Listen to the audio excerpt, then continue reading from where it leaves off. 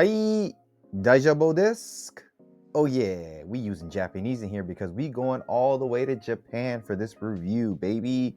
What's up, everyone? It's your boy, Matt Diazable, coming at you with some more music reviews.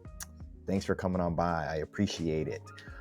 Today's is going to be a little bit of a weird review because this band, they're really out there. And that band is, I think this is how you pronounce it, Moreru? Moreru. Yeah, interesting name title, but also what's even more interesting, the album, it's all like, I guess if I'm correct, it's katakana. Yeah, it's just a bunch of katakana letters, and I don't really know, I forgot a lot of my Japanese words, so I don't really know how to pronounce this album, but I looked it up. It's practically just Japanese gibberish. You can tell by the long title. But yeah, this is their latest album they put out in 2025. You've probably never heard of this band. I only heard about this band because they played here in Korea a couple months ago. My friend booked them, and I'm always down for, recording and capturing bands that play in Korea and outside. And I was like, let me pull up. And I did, and I just watched their show. Weird. It was all over the place. Just weird. But yeah, if you don't know anything about them, I'll tell you a little bit about them a little bit. They are a Tokyo-based 6-piece band that has definitely carved out a very niche style in the Japanese underground music scene. The band started with the two members, Yumesaki and Dex, back in high school, experimenting with noise and hardcore before recruiting other members to complete their current lineup. And over the years, Moreru has become known for blending noise rock, black metal, shoegaze, post-rock, and hardcore into a very chaotic yet strangely structured sound. Yes, that is exactly what this band is like. They mix so many different genres. Their live shows are legendary in Tokyo in the DIY scene, where they combine very raw emotion, chaotic instrumentation, and experimental production that just makes every performance feel unpredictable. That is true. They have a very unpredictable style and feel. Ooh, I'll put a link down below because I recorded the whole band set in Korea here. So if you want to see what this band is like, check the link down below or after this video. And what makes this band really stand out is their ability to balance out chaos with surprise structure. You can hear the sheer intensity with all the distorted riffs, screaming vocals, and blast beat, but there's this weird thread of intentionality behind it. There's intention behind everything they're doing here. It's not spastic to be spastic. There's this weird cohesion here. It's like, this well crafted, controlled storm that they're making here. It's wild, but somehow it just really works. And that's pretty much the band in a nutshell. But with this album, it's a wild ride because it is messy, it's emotional, and it's absolutely captivating.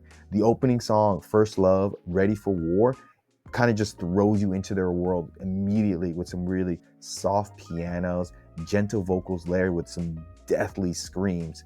And it's very psychotic and oddly joyful at the same time. It's weird listening to this band because you get this weird sense of unnerving feeling, but it's also very cathartic at the same time. It's a tone that is just equally, parts beautiful and unsettling that you feel throughout this whole album. And the album constantly moves between extremes.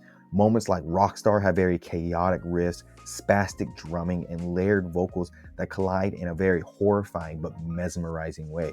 You can't not listen to this band without being confused or you feel something one way or another, no matter what. And then you get tracks like Pool of Slaughter, which showcase the band's ability to convey sorrow and emotion through very eerie vocals and slower and heavier riffs.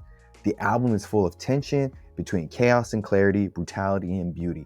There's this weird feeling of sorrowness as you listen to this album. I don't know what it is, whether it's the way they're strumming the guitars, the way the screams, the very disorderly synths that are being played. There's just this feeling of sorrowness over this whole album. And they definitely aren't afraid. Sorry, my cacao message went off. I live in Korea. I have messages all the time. Didn't turn it off. They're not afraid to get weird here because songs like The Last Day of Vargiro and another song, Annoy, blend frantic, distorted riffs with surreal, almost cartoonish melodies.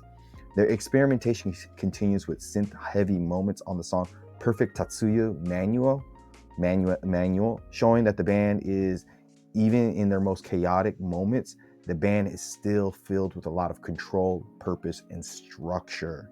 So overall, this album is like walking a tightrope over a hurricane. That is a great analogy. You don't know where things are going to go because it's just so odd. It's so anxiety inducing and it's just so creepy, but you can't look away. You can't stop listening. You want to hear more. You want to know where it goes.